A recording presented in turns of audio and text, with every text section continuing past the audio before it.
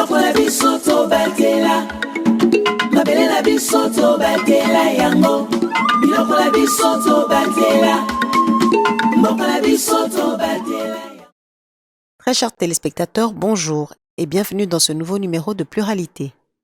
Nous allons ouvrir ce numéro en vous parlant d'un sujet qui touche profondément la société africaine et particulièrement près de 25 millions de Congolais, dont 12 millions sont âgés de 15 ans et plus. Il s'agit de la lecture. Sans plus tarder, votre dossier du jour. Le goût de la lecture, il vient quand l'enfant ou quand l'adulte en ressent l'envie. Il n'y a pas d'âge pour la lecture. Il y a des enfants qui vont avoir le goût de la lecture très très tôt et des enfants qui vont découvrir le plaisir de la lecture beaucoup plus tard. Il ne faut pas obliger un enfant à lire, et d'ailleurs lire, ça ne veut pas dire forcément lire du Maupassant, du Victor Hugo ou des grands auteurs de la langue française. Lire, c'est simplement se familiariser avec les mots et avoir le plaisir de mettre ses yeux sur des mots, des phrases. Donc lire, c'est lire des bandes dessinées, c'est lire aussi sur des écrans d'ordinateur, c'est lire dans toute sa dimension.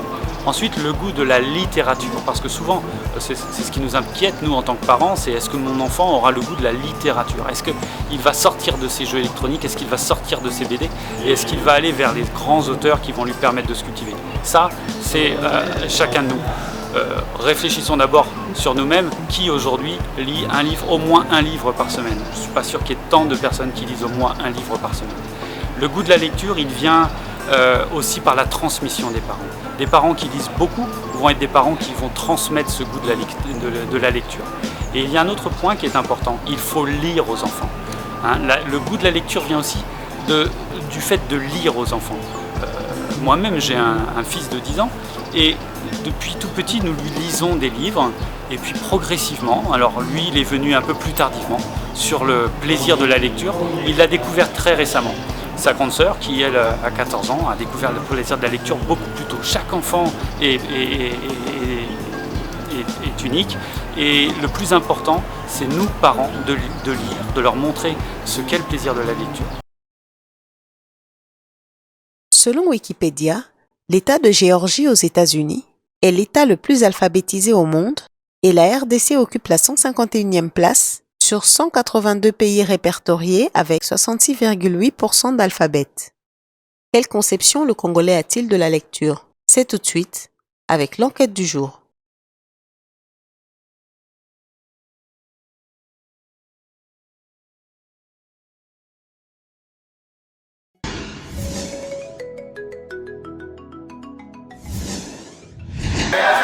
Ngai mtoto na question d'ingénieur.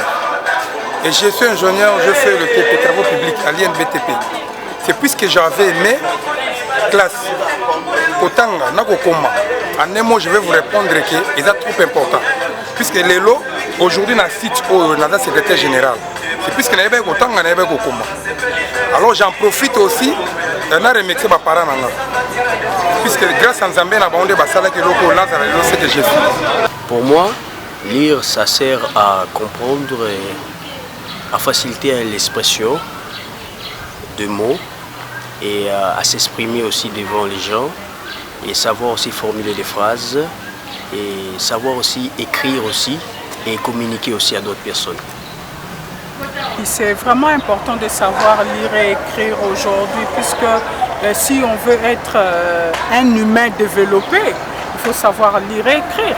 Quand bien même nous avons aujourd'hui la technologie qui peut nous aider en tout, mais l'écriture reste le premier instrument de tout être humain qui veut se développer.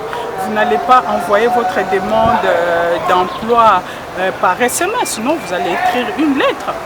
Et aujourd'hui, dans le monde civilisé, partout, vous n'avez plus besoin de demander une indication à quelqu'un.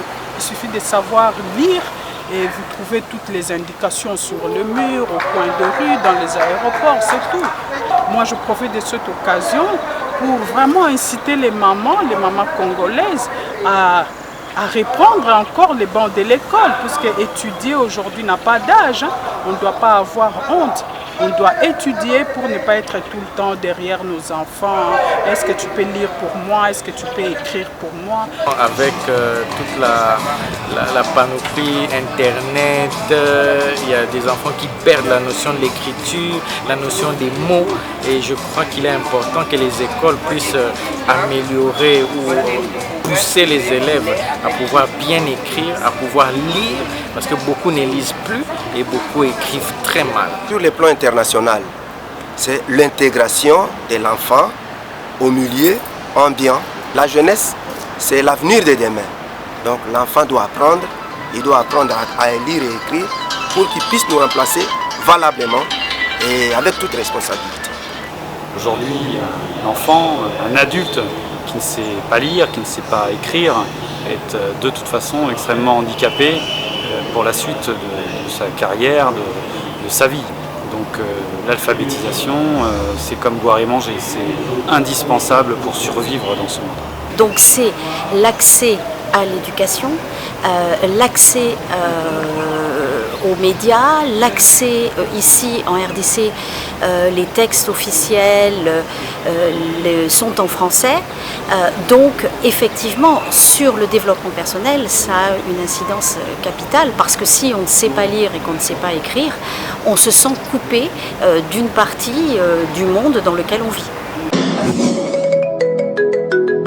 Beaucoup de parents cherchent à savoir comment initier les enfants à la lecture. C'est pourquoi nous vous proposons cet élément. La lecture s'apprend mieux à partir de 7 à 8 ans. Pourquoi? Puisque là, l'enfant a déjà développé certaines capacités de bien voir et de bien lire aussi, de bien appréhender les concepts. Il peut bien lire à partir de 7 à 8 ans jusqu'à la fin. Mais actuellement, nous avons constaté les enseignants ne mettent plus beaucoup d'accent sur la lecture, ils préfèrent plus sur l'oralité au lieu que ce soit la lecture. Or, c'est la lecture où on apprend à écrire très bien correctement. C'est à travers la lecture aussi qu'on arrive à retenir aussi beaucoup de choses. D'abord, il faut savoir que dans l'enseignement ou dans l'apprentissage, il y a plusieurs méthodes d'apprentissage. Et la lecture aussi a ses méthodes. Dans d'autres cieux, il y a la méthode globale, la méthode analytique, la méthode intuitive, il y a la méthode des toits d'araignée, et la méthode gestuelle et phonétique. Et tout ça se résume actuellement dans ce que nous appelons la MAP. Donc la MAP veut dire méthode active et participative. Et c'est comme ça que j'ai dit dans toutes ces méthodes, aucune méthode n'est magique.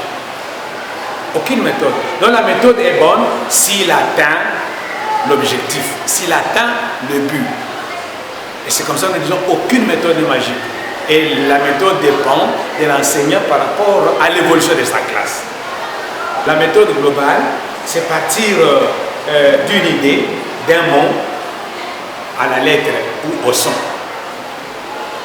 La méthode analytique, c'est prendre la lettre et l'analyser pour faire sa lecture.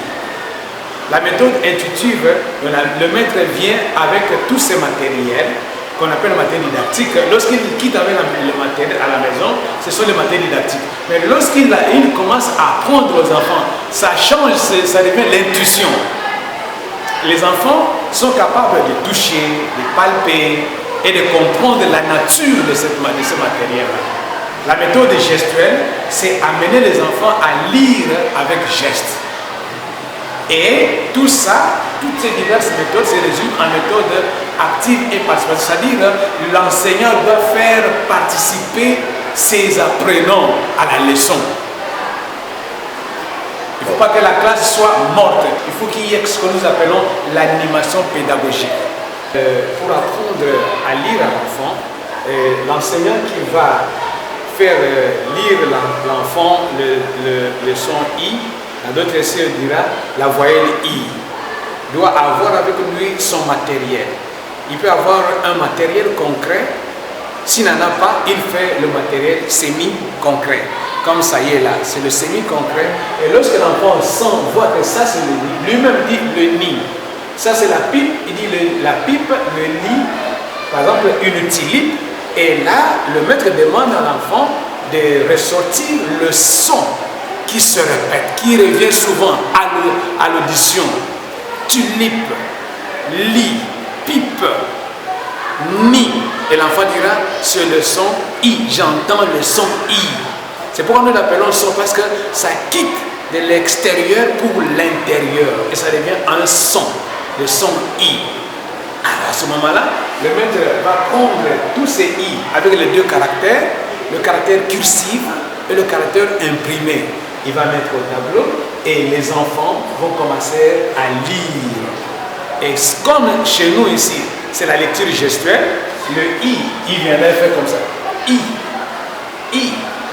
jusqu'au 10e I, parce que c'est un seul doigt qui est en l'air, ça avec le son I. Et ça, le geste facilite à l'enfant de comprendre facilement, de débloquer le mécanisme de la lecture. Je disais que le seul secret, donc c'est le climat de la classe, donc l'amour que les enfants vous aiment. Mais si l'enfant vous hait, quelles que soient vos méthodes, quels que soient vos procédés, quelles que soient vos stratégies, c'est fini, l'enfant sera bloqué à un certain stade. Comment donner le goût de la lecture aux enfants? Lisez régulièrement aux enfants et ou en leur compagnie. Utilisez les livres d'histoire, lisez un journal, utilisez un bottin, son agenda et expliquez pourquoi vous l'utilisez. Choisissez des livres adaptés à leur âge. Créez un coin attrayant, calme, propice à la lecture. Racontez l'histoire de leur enfance avec un album photo. Variez vos façons de raconter des histoires, livres, images, événements, livres, cassettes, etc. Racontez des histoires à partir d'images découpées. Jouez avec les sons et les mots. Fabriquez des livres avec eux. Intéressez-vous à leur goût et offrez des livres pour encourager leur passion. Demandez aux plus grands de raconter des histoires avec eux. Placez différents objets à lire dans différents coins. Boîtes de céréales, carnets de rendez-vous, menus de restaurant, cartes d'affaires, pamphlets, etc. Allez à la bibliothèque. Offrez des livres en cadeau. Écrivez des lettres en compagnie des enfants. Allez les poster. Laissez du matériel aux enfants pour écrire des lettres. Écrivez des lettres aux enfants et placez-les dans votre boîte aux lettres. Lisez les affiches lors de vos sorties extérieures. Chantez, faites des comptines.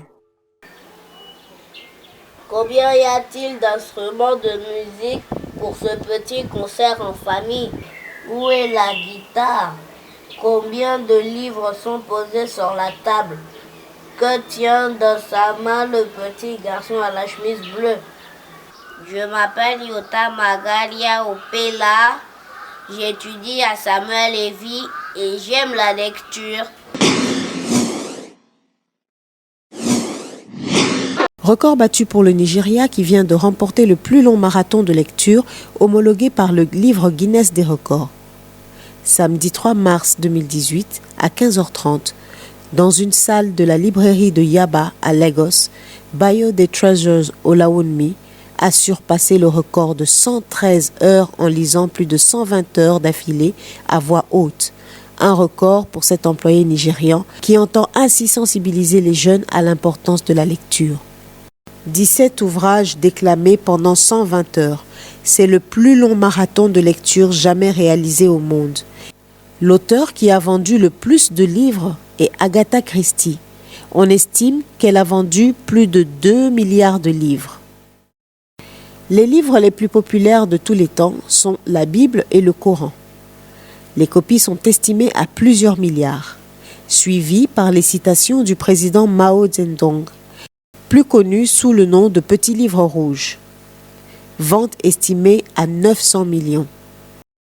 Le conte intitulé Le Petit Prince de l'écrivain français Antoine de Saint-Exupéry a été traduit dans sa 300e langue, le dialecte arabe Hassania. Ainsi, le livre est devenu le plus traduit dans le monde après la Bible et le Coran. Comme vous l'avez retenu, Il n'est guère important d'imposer un sujet de lecture à un enfant, mais plutôt laissez-le choisir et surtout, il doit vous voir lire. Nous vous remercions de nous avoir suivis et espérons que ces informations vous seront très utiles. Merci et à très bientôt. Biloko na biso tobatela, mabele na biso tobatela yango. Biloko na biso tobatela, mboka na biso tobatela.